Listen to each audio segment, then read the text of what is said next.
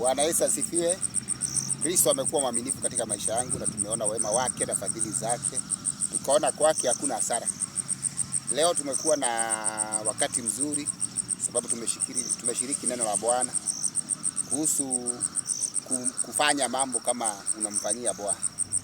Na tukajifunza kuhusu neno kutoka kwa Yeremia 17:10 ambalo linasema, mimi Bwana huchunguza moyo na vijaribu viuno, hata kumpa mtu kulingana na kiasi cha matunda ya matendo yake. Kwa hivyo tukaambiwa kila jambo ambalo unataka kufanya ili usiwe wakufa moyo na kufika mwisho, ufanye kama unafanyia nani? Bwana, ili Mungu aweze kukuwezesha, kukutia nguvu ya kuweza kumaliza hii safari. Sababu saa zingine ukifanya ni kama unafanyia mwanadamu, utapata umefika mwisho na mambo yako unapata inakuwa mazito. Lakini ukifanya kama unamfanyia Bwana, unapata unaweza kuendelea kwa muda mrefu. Tukapitia katika kitabu cha Mhubiri 11. Tukaambiwa urushe mkate wako kwenye maji, lakini baada ya muda mrefu utauona huo mkate. Akasema upewe watu 8 ama upewe watu 7 ama 8, sababu hujui ni baa gani ambalo linaweza tokea katika nchi. Kwa hivyo tukahimizwa ati ambaye mwenye huwa anaangalia upepo hatapanda, na ambaye huwa anaangalia mawingu hatavuna. Lakini tukaambiwa asubuhi upande, mchana upande na jioni pia upande, sababu hizo asubuhi zinaweza kosa kumea, za jioni zimee ama zimee zote pamoja. Kwa hivyo tukaambiwa tusichoke.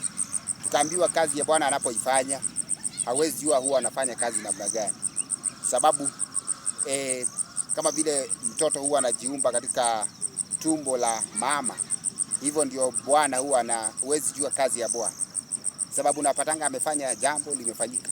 Tukaambiwa tungangane sana, tusiangalie watu kulingana vile unawaona, wewe ufanye jambo lolote kama unamfanyia Bwana. Tukatoka hapo pia tukaangalia kitabu cha Isaia 1 kuanzia 16 mpaka 19. Tukaambiwa tubadilishe matendo yetu. Kama ulikuwa unatenda matendo mabaya, ubadilishe, uanze kutenda mapenzi ya Bwana, uanze kutendea watu vizuri, kusaidia wale ambao wamefinyika. Na tukifanya hivyo, hata kama tumekuwa na dhambi nyekundu kama damu, Mungu atatakasa na tuwe safi kama theluji. Bwana asifiwe.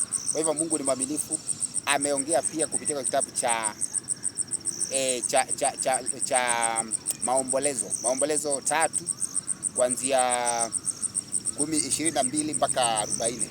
Alikuwa anasema fadhili zake Bwana ni za milele, kila asubuhi huwa anazifanya upya. Akasema jambo ambalo Mungu ameweka katika maisha yako ulifanye bila kunung'unika, ulifanye kama unamfanyia Bwana pia. Akasema yeye huwa hataki kuona tukiteseka ama kuona mambo yetu yakienda vibaya. Hataki kuona tukiwa katika vifungo. Anataka tuwe watu ambao wako huru wanapofanya mambo yao, wanaposhughulika wako huru, hakuna vifungo katika maisha yao. Bwana asifiwe. Kwa hivyo Mungu ni mwaminifu. Sababu pia alikuwa anaongea katika kitabu cha Isaia 57 kuanzia 15 mpaka 16. Akatwambia yeye ni mtakatifu, lakini anaishi pamoja na wale ambao wametubu na kunyenyekea. Na akasema hataki kubishana na mwanadamu, sababu anajua vile alimuumba. Anataka mwanadamu awe mtu wa kutubu, ili asiwe wa kuadhibiwa kila wakati, sababu anajua mwanadamu hana nguvu ile ya kuadhibiwa kila wakati, anaweza akazimia. Kwa hivyo tuwe watu ambao ni wa kukaa vizuri na Bwana, ili tuwezeshe kuweza kufanya mapenzi yake kila wakati. Bwana ni mwaminifu sana katika maisha yake, katika maisha kila mwanadamu, na anataka kuona maisha yetu yamefika malengo ambayo alikuwa amelenga katika maisha yetu. Bwana wabariki sana, na mnapofanya kila shughuli ambayo Mungu amekuwekea katika maisha yako, uifanye ni kama unamfanyia yeye, si kama unamfanyia mwanadamu. Bwana asifiwe. Kwa hivyo Mungu awabariki sana, nazidi kuwainua na azidi kuwatia nguvu ya kuweza kumaliza hii safari. Bwana wabariki sana katika jina la Yesu. Amen.